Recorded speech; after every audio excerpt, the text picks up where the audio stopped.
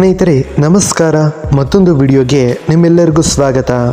ಶಾಲೆಗೆ ತಡವಾಗಿ ಬಂದ 18 ವಿದ್ಯಾರ್ಥಿನಿಯರ ತಲೆಗೂದಲನ್ನು ಶಿಕ್ಷಕಿ ಕತ್ತರಿಸಿದ ಆಘಾತಕಾರಿ ಘಟನೆ ಇದೀಗ ಆಂಧ್ರ ಪ್ರದೇಶದ ಅಲ್ಲೂರಿ ಸೀತಾರಾಮರಾಜು ಜಿಲ್ಲೆಯಲ್ಲಿ ನಡೆದಿದೆ.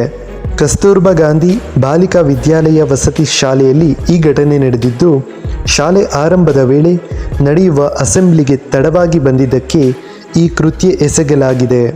ಶಾಲೆಯ ಸುರಕ್ಷತೆ ಮಕ್ಕಳ ಶಿಸ್ತು ವಿಭಾಗದ ಮುಖ್ಯಸ್ಥರಾದ ಶಿಕ್ಷಕ ಸಾಯಿ ಪ್ರಸನ್ನ ಮಕ್ಕಳ ತಲೆಗೂದಲು ಕತ್ತರಿಸಿ ವಿಕೃತಿ ಮೆರೆದಿದ್ದಾನೆ.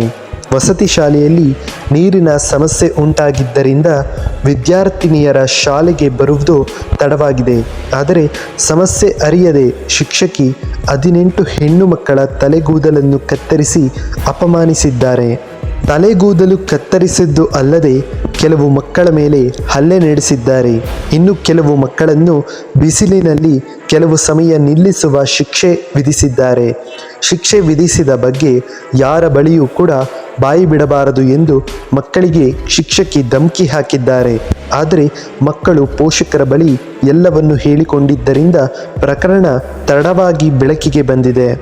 ಆದರೆ ಶಿಕ್ಷಕಿ ತನ್ನ ವರ್ತನೆಯನ್ನು ಸಮರ್ಥಿಸಿಕೊಂಡು ಮಕ್ಕಳಲ್ಲಿ ಶಿಸ್ತು ಕಾಪಾಡುವ ಮುಖ್ಯಸ್ಥೆ ಆಗಿರುವ ಕಾರಣ ಶಿಸ್ತು ಕಾಪಾಡಲು ಶಿಕ್ಷೆ ನೀಡಿದ್ದೇನೆ ಎಂದು ಹೇಳಿದ್ದಾರೆ.